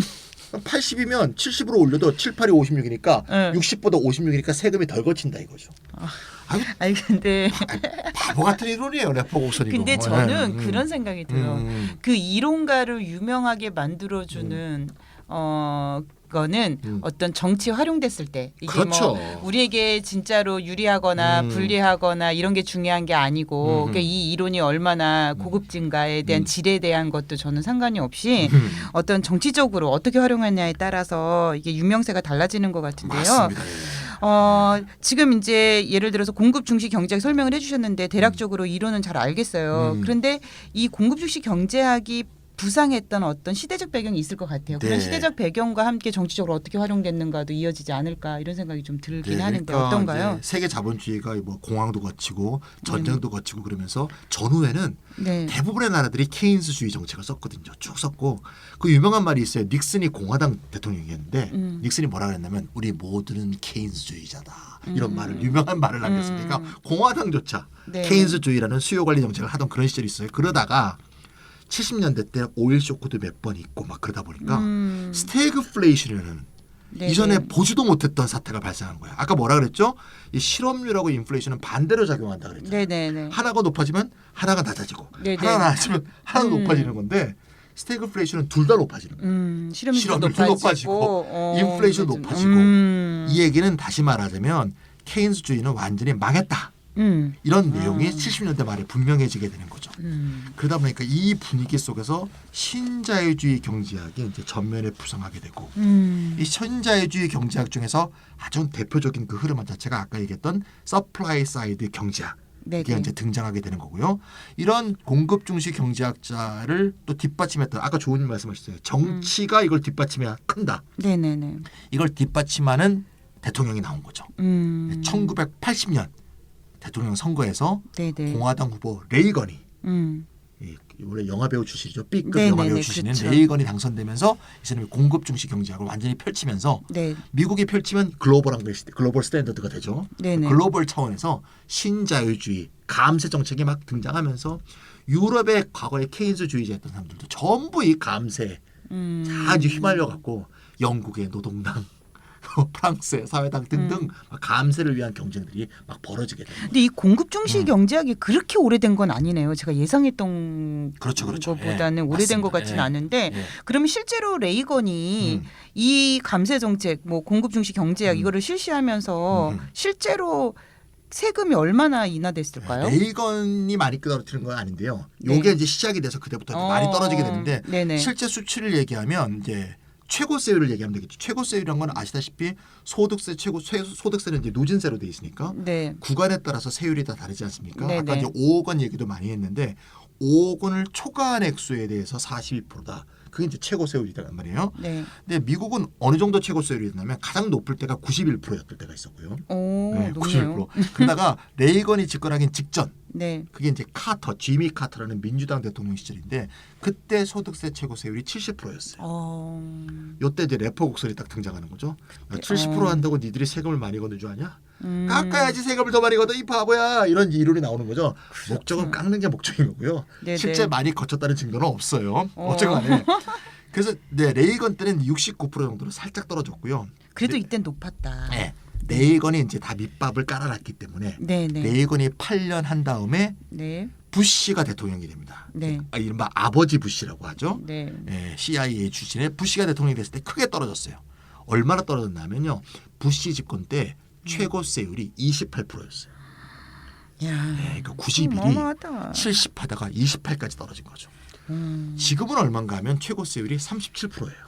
그 조금 올라가네요. 오바마 때 39.6까지 올라갔다가 다시 또 트럼프가 트럼프 2.6을 때. 떨어뜨려서 37% 네네. 떨어졌거든요. 그러니까 70 하던 지미 카터 하던 때가 70이 한 40년 지난 이 시점에서는 이때는 그죠? 복지국가도 실현 가능했을 것 같은데. 그렇죠. 그때는 복지국가였죠. 네네네. 그게 39.6까지 떨어졌으니까 37까지 떨어졌으니까 느낌 딱 오시죠. 네네. 네. 맞아요. 아직도 그런 기조에서는 신자유주의 시대에 우리가 살고 있다. 이렇게 볼 수 있습니다. 그러네요. 예. 근데 이제 미국 얘기를 잘 설명 잘해 주셨는데요. 저는 이제 우리가 복지 국가의 대표 국가라고 알고 있는 스웨덴도 이 글로벌 감세 경쟁을 비켜가지 않았다 이 얘기를 좀 하고 싶네요. 그렇죠. 예. 아니 근데 저는 미국 같은 경우라면 이해가 되지만 우리가 복지국가의 대표격인 스웨덴도 감세 경쟁에 합류했다는 게 이해가 잘 되지도 않고 왜 그런 이제 거예요? 도대체? 경제라는 게 한 네. 국가에서만 이렇게 굴러갈 수는 없기 때문에 이제 영향을 주고받을 수밖에 없죠. 또 그런 측면에서 봐야 될 것 같고, 네, 1990년하고 그러니까 1991년 그러니까 이때 이제 스웨덴의 조세 개혁이 일어나는데 네. 사실 그 이전에도 이제 그 조세 개혁들이 쭉 이어지다가 이때가 이제 가장 그 근본적인 어떤 개혁들이 일어납니다. 이때 이 스웨덴의 이 시기에 조세 개혁을 일컬어 가지고 세기의 조세 개혁이라고 그래요. 아마 뭐 복지국가의 대표 국가가 이렇게 세금을 바꿨다 뭐 이런 의미가 있는 것 같아요. 스웨덴 그 당시의 조세 개혁의 핵심은 국가의 조세 추출 능력은 유지하되 투자와 근로의 중립적인 세제가 되도록 낮은 세율, 넓은 세원을 목표로 했습니다. 투자와 근로에 중립적이 된다. 이 말은 다른 말로 하면은 누진율은 약화시키되 네. 세금 안 내던 사람들도 모두가 세금을 다 내게 만드는 받겠다. 보편 증세. 그러니까 네네. 누진율 약화와 보편 증세가 이 세기의 조세 개혁의 스웨덴 세기의 조세 개혁의 가장 핵심적인 특징이라고 보면 될 것 같아요. 중립이란 말, 보편이란 말 요걸 잘 알아들어야겠네요. 네. 1979년에 이게 스웨덴 최고 소득세율이 83%였어요. 근데 세기의 조세 개혁을 한 결과 50% 수준으로 좀 낮아졌어요. 뚝 떨어졌네. 예. 뭐 이제 50% 수준은 우리나라에 비해 뭐 훨씬 높지만은 그래도 당시 얼마나 많이 떨어졌는지 알 수 있죠. 근데 네. 이제 글로벌 금융위기가 2008년도에 이제 전후로 일어났잖아요. 네. 그래서 이제 스웨덴에서 다시 좀 세금 좀 올라가는 추세가 있었어요. 그래서 2010년대부터 조금 올라가가지고 지금 현재 이제 2020년 현재 57.2%를 이제 최고 세율로 유지하고 있습니다. 그렇군요. 예. 그러면은 이렇게 세금 인하를 하게 되면 전체적으로 어떤 영향을 미치는지 저는 궁금한데요. 이게 세율을 감면해주면 경기가 활성화돼서 세수가 더 늘어나는 효과가 그게 있나요? 래퍼 얘긴데. 있나요? 과연 그랬나? 예, 뭐 그런 결과가 뭐 있었으면 네. 지금 제가 뭐 코로나19 종합대책, 뭐 감세 위주 종합대책이라고 비판을 할 필요가 없었겠죠. 미국의 재정 적자를 전부 세금 인하 탓으로 이렇게 돌릴 수는 없지만, 그러니까 세금 감면 이후에 재정 적자가 아주 고질적인 문제예요. 미국은 재정 어마어마하게 적자가 만들었죠. 대폭 늘어난 건 네. 사실이고요. 네. 레이건 행정부, 그러니까 이 공급 증시 경제학의 조언에 따라 가지고 감면을 시작했던 레이건 행정부에서도 이게 재정 적자가 대폭 늘어났습니다. 그렇죠. 맞아요. 그리고 뭐 물가가 내려가기는커녕 오히려 물가도 대폭 올랐고요. 그래서 트럼프도 지금 법인세 소득세 대폭 낮췄잖아요. 미국의 재정 적자가 2020회계년도에 지금 4개월 만에 25% 증가했다는 소식이 들려옵니다. 근데 세금 감면과 이 또 복지 재분배 축소, 세금이 또 감면해주면 세수가 줄어드니까 복지로 네, 쓸 네. 돈을 좀 줄여야겠죠. 줄여야 되겠죠. 네. 그리고 불평등이 또 엄청나게 증가하게 됐잖아요. 그렇죠. 네. 이 불평등 증가에 따른 이제 경제적, 사회적 손실 같은 경우는 아예 계산도 하기 어려울 정도로 그렇죠. 어마어마한 거죠. 맞습니다. 미국 얘기 나오면 제가 우울한 것이 우리는 거의 미국을 롤모델처럼 이렇게 그렇죠. 정책을 네. 만들고 있기 때문에 맞습니다. 지금도 한국 상황이 힘들긴 하지만 미국도 많이 힘들잖아요. 그 우린 계속 힘든 길을 가야 되는가 뭐 이런 예, 우울한 생각이 들어요. 근데 궁금한 게 있는데요. 어쨌든 공급 중시 경제의 감세 논리는 세금을 매우 많이 걷는 상태에서 등장한 거잖아요. 그렇죠. 그렇죠. 제가 알기로는 우리나라는 전성기 복지국가들처럼 최고 소득세율이 70%를 넘는다든가 뭐 이런 적이 없는 걸로 알고 있거든요. 네. 우리가 뭐 50%인 적은 또 있었나 몰라. 아니 그런데 경제부처가 공급 중시 경제학의 감세 논리를 써서 감세를 옹호할 수 있을까요? 얼마 되지도 않는데. 오, 마도나님 아주 날카로운 질문입니다. 네. 우리나라는 사실 세금을 너무 적게 내고 있기 때문에 네, 이 네. 경제부처가 공급 중식 경제학에 입각한 그런 감세 논리를 가지고 세금 감면해줘야 된다 이렇게 정책을 펴는 건 좀 넌센스죠, 사실은. 그러니까요. 근데 정확히 말하자면은 그 공급 중식 경제학의 논리는 현행 조세제도에서 이제 대폭적으로 세금을 인하하기 위한 그런 용도보다는 이 지금 우리나라 조세 부담률이 엄청 낮잖아요. 네. 낮은 부담률 그리고 지금 현재 엄청나게 또 감면 제도가 발달해 있는데 네. 이걸 그냥 유지하고 강화하는 그런 용도로 이제 사용 되고 있다. 그리고 뭐 경제부처 공무원들이 야 우리는 공급 중시 경제학 입장에 있어. 그래서 세금 감면해줘야 돼 이렇게 말하는 건 아닙니다. 안 하죠. 예. 그 정책들이 나오는 일관된 흐름상 네네. 이제 이 공급 중시 경제학의 논리로 설명할 수밖에 없다 이렇게 말씀드리는 그런 식으로 거죠. 공부해 왔어요. 그 친구들이 다 머릿속에 네. 이렇게 박혀 있습니다. 근데 이제 네. 우리나라 지금 이제 세금이 그럼 얼마나 적겠는지 한번 좀 봐야 될 것 같은데요. 우리나라 총 조세 부담률, 그러니까 이걸 국민 부담률이라고 하는데 네. 이게 보험료까지, 그러니까 사회보험까지 포함한 이게 보험료까지 포함한 거예요? 예, 이게 국민 부담률이에요. 예, 국민 부담률이라고 그러는데 이게 기준으로 보면은 2017년 기준으로 그러니까 GDP 기준입니다. 네네. GDP에서 26.9%예요. 아니 보험까지 다 포함해서 이 정도면 너무 낮은 거 아니에요? 이제 뭐 얼마나 낮은지는 이제 OECD 다른 나라 국가들하고 한번 비교해봐야 되는데요. OECD 국가들 안에서 그러니까 OECD 이제 뭐 34개국 대상인데 네. 한국이 부담률 낮기로는 5위예요. 멕시코가 16.2%로 가장 낮고 네. 그다음 칠레가 20.2%고 네. 아일랜드는 엄청 잘 사는 나라인데 좀 이례적으로 낮죠. 법인세도 굉장히 낮습니다. 예. 여기 이제 22.8%, 그다음에 터키가 4위 24.9%예요. 그 다음이 이제 우리나라 5위라는 거죠. 세금을 가장 많이 부담하는 국민들은 프랑스 국민들인데 네. GDP의 46.2%를 세금으로 냅니다. 맞습니다. 예. 그 다음 덴마크 46%. 근데 이제 조세 부담률이 낮은 나라 순위에서 4위에 들어가는 이제 터키의 1인당 GDP가 1만 달러예요. 약 1만 달러 정도.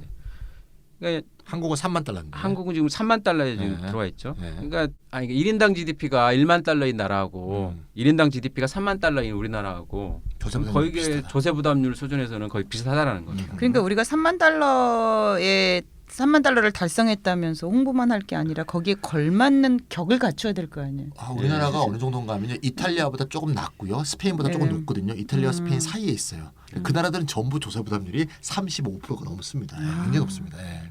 그러니까 OECD 지금 34개국이라고 했죠. 평균적으로 보니까 조세 부담률이 34.5%예요.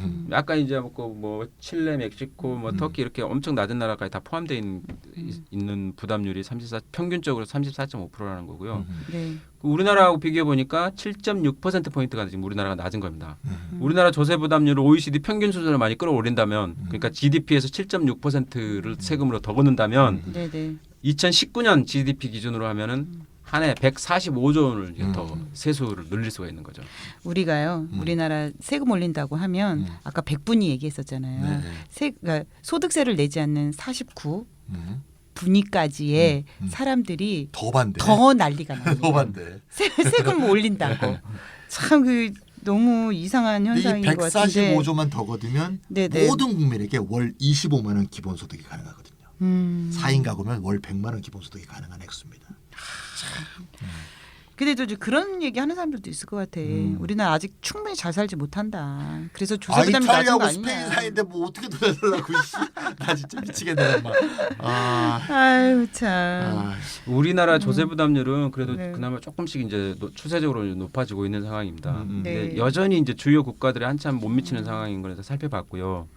근데 일반적으로 조세 부담률은 경제가 성장하고 그리고 산업 구조가 고도화하면은 이렇게 맞춰가지고 상승하는 게 일반적이에요. 근데 우리나라는 그 속도가 이례적으로 좀 늦습니다. 한국의 조사 부담률이 이례적으로 낮은 배경이나 뭐 맥락 같은 게 있을까요? 이게 이제 기원이 있는데 네. 낮은 부담률하고 낮은 누진율 특징이거든요. 우리나라 이 조세가. 근데 이게 이제 한국형 조세 체제라고 부를 수 있을 것 같은데 그 기원이 박정희의 수출 주도형 산업화 전략의 산물이다. 이렇게 좀 말할 수 있을 것 그 같아요. 산물은 도대체 언제 네. 끝나는 걸까요?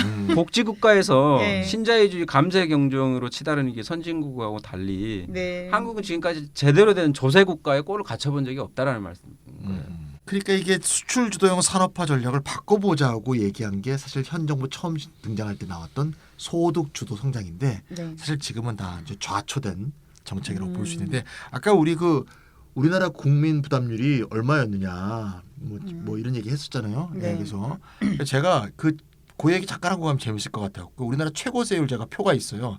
제가 지금 옛날에 조사했던 표인데요. 네. 최고세율이 제일 높았던 때는요. 박정희 때예요. 네. 75년도 70%까지 된 적이 있어요. 그런 적도 있었나요? 근데 이때는요. 네. 조세가 잘 이렇게 내던 때가 아니에요.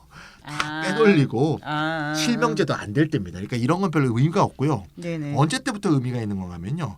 김영삼 때부터 의미 있다고. 그렇겠죠. 그때 금융실명제 되면서. 네. 김영삼 때인 1994년 때 네. 최고세율이 45%였어요. 96년에 김영삼이 40%로 낮췄습니다. 이게 전 세계적 신자유주의 물결에 함께 동조하는 겁니다. 네네, 그랬군요. 이때 미국도 클린턴이었거든요. 그 다음에 김대중 정부 2001년도 네네. 36%로 4%나 떨어뜨렸습니다. 아 그때 그렇게 네. 떨어뜨렸구나. 2005년도 노무현 때 35%더 떨어뜨렸습니다. 그래서 김대중 노무현 정부가 세율을 가장 낮췄다. 감세 정부라는 얘기가 여기서 나오는 겁니다. 그렇군요. 네, 그리고 2008년도 이명박 때 최고세율 35%. 2012년 때 이명박이 다시 올립니다. 이때부터. 2012년부터 38%. 박근혜 때 38%. 네네. 근데 박근혜 2017년 때 최고세율이 40%가 되고 2018년 문재인 때 42%가 돼서 지금 최고세율이 42% 상태니까 그러니까 노무현 때 제일 낮았다가 문재인 때 지금 제일 쭉쭉 높아지고 있는 그런 되게 상황이 아이러니하다. 네네네. 민주정부에서 낮아지고 그 정부의 본질에 대해서 우리가 잘 알 수 있는 그러네요. 거죠. 그래서 이제 박정희가 집권한 이후에 이제 64년도부터 수출 지향 산업화 노선을 택하지 않습니까? 근데 그때 우리 경제 상황으로 본다면 어느 정도 합리적인 정책이라고 볼 수 있고요. 당시 난민은 수입 대체 산업화 전략이라고 했는데요. 네. 수입 대체는 뭔가 하면 수입하던 물건을 수입하지 않고 국내에서 생산해서 국내인들이 쓰게 한다. 이게 수입 대체 전략이에요. 근데 박정희는 그렇게 하지 않고 수출 주도 전략을 했죠. 왜냐하면 남미에 비해서 국내 시장 규모가 작고 네. 작은 나라잖아요. 한국이. 노동력은 상대적으로 풍부했기 때문에 임금 밀도가 높죠. 자원이 적은 네. 거에 비해 노동력은 많으니까. 그렇죠. 그래서 노동력을 확 투입을 해서 이걸 네. 외국에 가서 파는 네네. 그런 수출 주도 경제를 했던 거고 그런 식으로 값싼 노동력으로 싸게 생산해서 네네. 비교 우위를 가진 상품을 세계 시장에 파는 그런 식의 전략이 가능했던 거죠. 돈이 없으니까 돈은 어디에 의존했냐? 외자에 의존했죠. 예, 그리고 외자에 의존해서 하다가 이제 나중에는 가서 세수 증대에 대해서 이제 관심을 갖습니다. 그래서 2차 경제개발 5개년 계획이었던 67년부터 71년 사이 유신 직전입니다. 네. 이때는 상당히 세수를 많이 늘려서 65년도에 8.6%에 불과했던 총조세 부담률이 네. 71년 유신 직전이죠. 71년에는 15%까지 증가했으니까 거의 배가 됐습니다.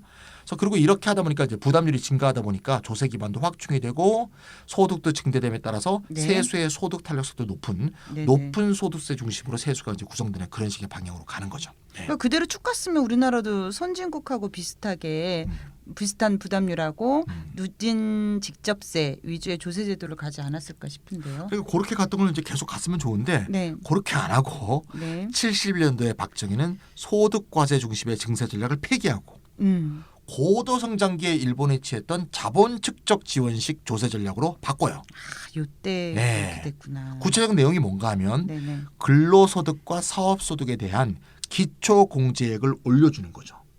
즉 세금을 안 내는 사람들을 많이 만드는 거죠. 세금 안 내는 기업들을 많이 만드는 거죠. 또 영세 사업자의 면세점도 올리고 상속증여세 면세점도 올리고 예. 또 법인세율도 대폭 인하하고 시설 투자 유보금에 대한 비과세도 확대하고 이런 식으로 했던 거죠. 이게 계속 70년대 내내 계속되었고요. 이런 대대적인 감면에 따른 세수 악화를 메우기 위해서 세수가 너무 떨어지잖아요. 네네. 소득세 법인세 깎아주니까. 그래서 77년도에 말도 많고 탈도 많던 부가가치세가 77년에 도입되는 거죠. 아 77년에 네. 도입됐네요. 이것 때문에 박정희 정권이 무너진 건지도 모르겠어요. 네. 전체적으로 보면 오늘날 네네. 낮은 부담률과 낮은 누진성이라는 네. 이 한국 조세 체계의 골격은 71년 박정희의 대대적인 감세 정책으로 인한 것이고 그 배경에는 수출 주도 산업화 전략이 있다. 이렇게 볼 수가 있습니다.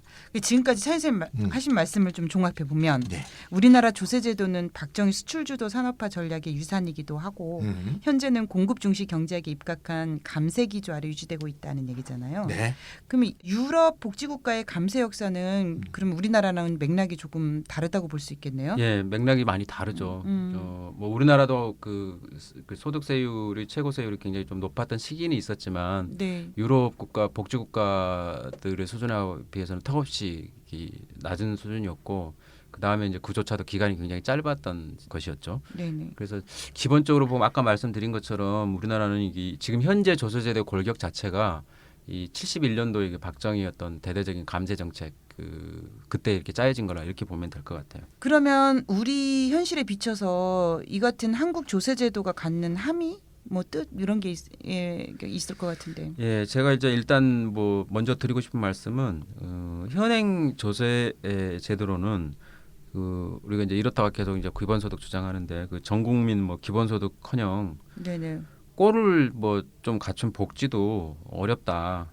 이게 이제 제일 중요한 함의가 아닐까 싶어요. 한국의 GDP 대비 사회복지 지출이 OECD 평균보다 보통 10%포인트 정도 낮다고 이렇게 얘기를 하거든요. 네. 결국 GDP의 10% 정도가 복지국가를 위해 필요 최소한의 이렇게 증세 수준이다. 이렇게 좀 뭐 대강 잡아보지 않을까 이런 생각이 그러니까 듭니다. 평균치로 가려면은 증세를 해도 부족할 판에 자꾸 이제 감세 정책들을 내놓는다는 게 좀 이해가 안 돼요. 우리나라 이게 조세가 네. 이렇게 그 부담률이 낮고 누진성이 떨어지다 보니까 재분배 효과가 아주 떨어지는 거예요. 이게 지표로도 나타나는데요. 네. 이게 이제 보통 그 빈곤율 개선 효과라는 게 있거든요. 재분배 정책. 그러니까 네. 세금을 걷어가지고 그게 이제 필요한 사람한테 쭉 나눠주면은 네네. 그 원래 돈을 많이 번 사람들의 있던 돈이 얼마만큼 이 저소득층한테 내려가는가 이게 이제 네네네. 그 재분배 효과라고 그러는데 네. 보통 그걸 측정할 때 이제 빈곤율 개선 효과를 가지고 네네. 많이 측정을 해요. 근데 OECD가 제공한 자료에 따르면은 좀 오랜되긴 했는데 2015년에 한국의 시장 소득 빈곤율이 10.7%예요. 이 말은 뭐냐면 세금도 하나도 안 걷고 그냥 시장에서 버는 돈 소득 기준으로만 보면은 네. 우리나라 빈곤층이 네. 17.7%라는 겁니다. 근데 세금을 걷고 그다음에 걷은 세금으로 복지를 실시하고 나면은 그 빈곤율이 13.8%가 돼요. 그러니까 이거 빈곤율이 개선이 그러면 얼마만큼 개선됐느냐 이걸 네네. 백분율로 표현하니까 22%예요. 근데 이 빈곤율 그 개선 효과가 얼마만큼 우리나라가 낮냐? 그러면 신자유주의 종주국 미국조차도 네. 빈곤율 개선 효과가 33.1%입니다. 아 그래요? 또 다른 종주국 영국은 그래도 이제 유럽이잖아요. 아직도 복지국가의 전통이 강하게 남아 있어요. 아니 복지국가 전통이 강해도 우리가 이제 알고 있기로는 그럼에도 유럽 중에서 그래도 부족하다 복지가 네, 영국은 이렇게 영국은 생각하고 있는데 거기는 지금 어떻게 살기 돼요? 힘든 나라죠. 그래도 영국조차도 지금 빈곤율 개선 효과가 62.4% 이릅니다. 웬만한 너무 낮. 우리가 아는 우리보다 웬만한 진짜. 복지국가들은 네네. 이 빈곤율 개선 효과가 다 60%에서 70%까지 걸쳐 있어요. 우리나라는 지금 22%라는 겁니다. 조세를 거치면서 소득 재분배가 확 일어나는 거죠. 그러니까요. 네. 예. 아, 진짜. 작년에 이제 10월에 랩 2050에서 네. 전 국민 월 30만 원 시작하는 기본소득을 발표했잖아요. 전 국민 기본소득이라 해서 네. 그때 이제 슬로건이 뭐였냐면 증세를 하지 않고도 월 30만 원 기본소득이 가능하다. 네. 이렇게 이제 캐치프레이즈가 돼 있었죠. 이거 녹색당의 적이기도 했어요. 뭐요? 녹색당에서 2016년에 총선할 때. 그때는 40만 원이었잖아요. 아, 그 10만 원 차이 때문에. 근데 엑스가 달고 계층이 저기 농민하고 그 청년 농민, 청년, 장애인 장애인. 먼저 출시한다. 먼저 출시한다는 시스템이네. 얘기였었죠. 예, 조금 예. 차이가 있습니다. 이거는 네네. 전 이건 국민에게 전 국민. 실시하는 거고요. 예. 전 국민이니까 이제 180 몇 조 정도가 필요하죠. 네네. 이런 180조 게 정도. 실제로 증세 없이 가능하다는 그런 보고서 발견했고 우리가 저기 누구죠? 설가타님하고 이미 방송하면서 맞아요. 다 조목조목 다 비판을 했는데 네네. 이게 사실은 이제 캐치프레이즈는 증세 없이라고 돼 있지만 그때 이제 방송에서 얘기했지만 핵심 내용이 뭔가하면 비과세 감면 제도를 정비한다고 돼 있거든요. 즉 세금을 안 걷던 부분을 네. 걷게 한다. 그래서 모든 국민이 세금을 내게 한다는 게 이 랩 2050 보고서의 기초거든요. 재원 마련의 가장 중요한 방법이거든요. 그러니까 결국은 세율을 인상하지는 않지만 세금을 걷는 거네요. 그렇죠. 다른 안 걷던 형태로. 사람을 걷는 거니까 사실 네네네. 증세예요. 증세가 맞네요. 네. 그러니까 요 정도만 증세를 해도 네네. 월 30만 원의 기본소득이 가능하다는 얘기죠. 네. 저는 이런 생각이 드는데요. 현행 조세제도가 박정희의 수출주도 산업화 전략의 산물이라면 부담률을 대폭 늘리고 누진성을 강화하는 게 기업의 수출 경쟁력을 훼손하는 것이라는 반론에 부딪힐 수 있지 않나 이런 생각이 들고 여전히 수출로 먹고 사는 나라에서 이 반론을 어떤 논리로 극복할 수 있을지 예. 궁금하거든요. 오늘 또 두 번째 아주 예리한 질문을 하신 것 같은데요. 두 가지를 좀 얘기하고 싶어요. 네. 진짜 우리나라 기업들의 이 경쟁력이라는 게 더 이상 이제 가격 경쟁력으로 유지되지도 않고 네. 그 가격 경쟁력이 유지되는 게 바람직하지도 않은 상태라는 거죠.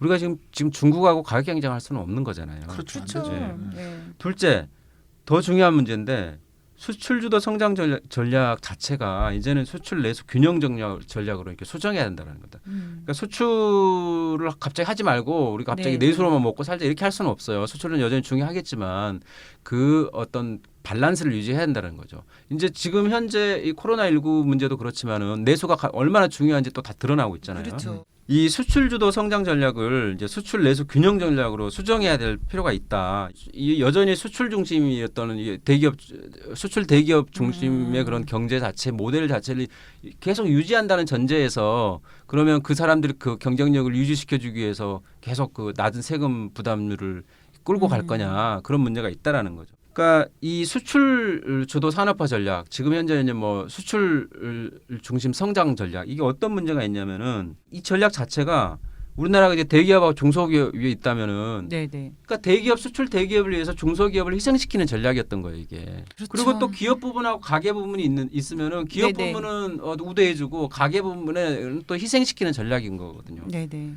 근데 수출 대기업이 그렇게 옛날에 한때 잘 나가게 되면은 성장이 일어나고 고용도 좀 많이 창출되고 네. 소득도 이제 가계소득도 늘어나고 이런 이 낙수 효과가 있었어요 우리나라에 분명히. 근데 이게 다 깨졌잖아요. 대기업 수출 잘한다고 해서 우리나라 지금 실업률이 뭐 떨어지거나 이런 게 아니라는 거죠. 그렇죠. 그러니까 수출 내수 균형 발전 전략으로 이렇게 전략 수정이 필요한 거고 그런 면에서.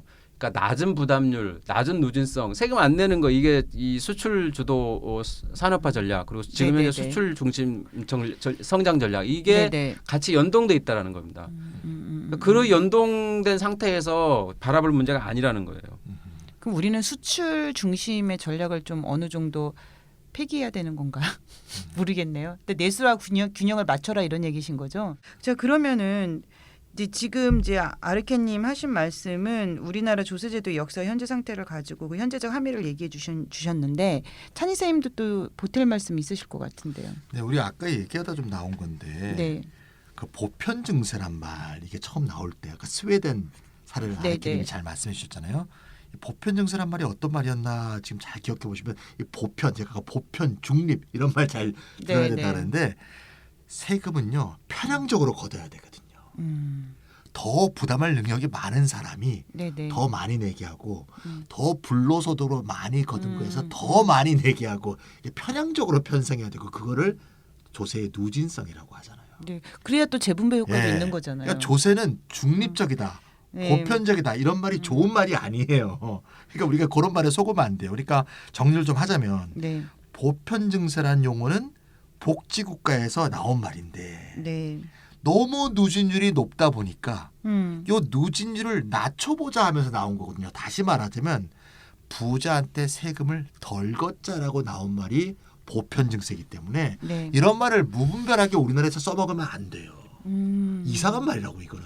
그러니까 청취자분들이 이제 기억해 두셔야 되는데 네. 보편 증세라는 단어를 신문에서 보시거나 네. 예, 뭐 보도가 될 때 이거는 나쁘다 이건 이런 생각을 진보적인 게 아니에요. 네네네. 네, 역진보적인 거예요. 이게 보수적인. 이게 그러니까. 오히려 내야 될 사람의 세금을 깎아주는 거니까 보편 증세라는 말은 그렇게 좋은 말 아닙니다. 네. 그러니까 보편 증세는 조세를 다시 역진적으로 재구성하는 거니까 이런 말 쓰지 마시고 다만 한국의 조세 제도가 너무나 공제 제도가 많이 발달해 있어서 네. 세금 안 내는 사람이 너무 많아. 그래서 이거를 좀 모두 다 내게 하는 조금이라도 내게 만드는 방향으로 바꾸는 거를 얘기하고 싶다면 그냥 국민 개세.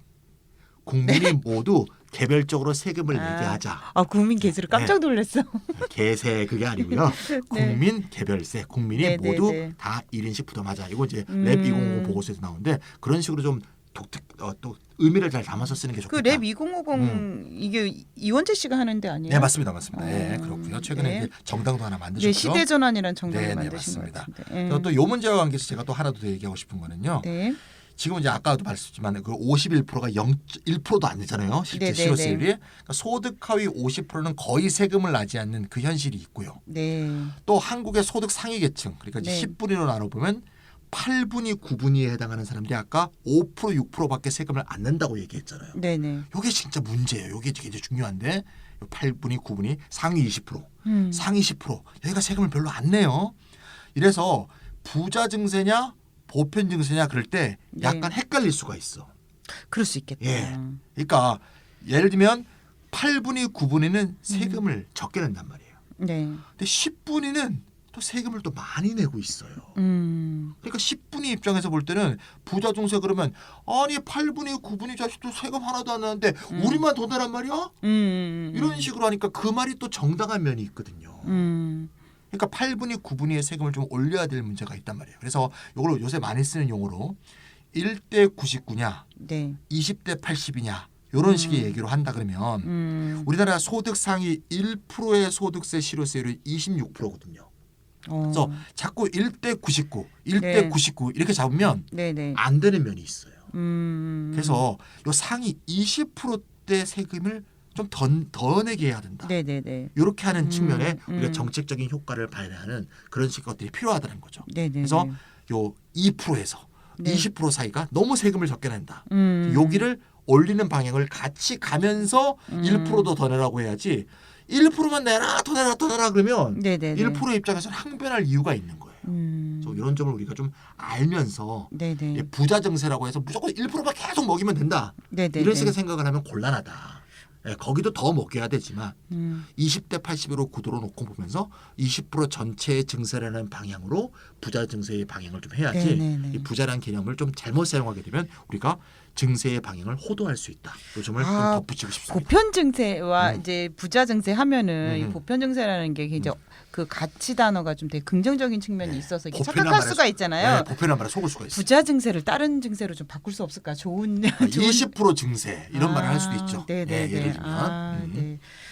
자, 그래서 오늘 우리가 사실 코로나19 종합대책을 가지고 얘기를 했는데 네. 이제 결과적으로는 네.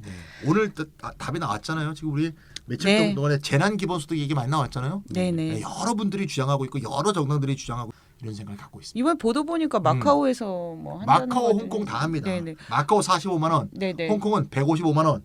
어마어마한 돈입니다. 저는 10만 원이라도 좋으니 제발 저 이번 코로나 때문에 지금 재난을 겪고 있는 모든 국민들에게 네.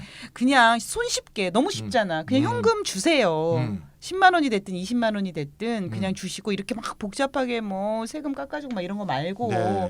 그냥 당장 먹을 거라도 맞습니다. 좀 사 먹을 수 있게 예, 예. 마스크라도 좀 네. 살 수 있게 현금 으로 주시면 참 좋겠다는 네. 생각이 들고 오늘 경기도지사도 그렇게 하겠다고 했고요. 네네. 서울시장도 좀 합류했으면 좋겠습니다. 예, 우리 박원순 서울시장님 네. 해주셨으면 좋겠습니다. 네네. 예, 자, 우리 전 국민 모두 어려움을 겪고 있는데요. 코로나19가 빨리 퇴치되기를 바라면서 오늘 이렇다는 여기서 마치도록 하겠습니다. 안녕히 계세요. 수고하셨습니다.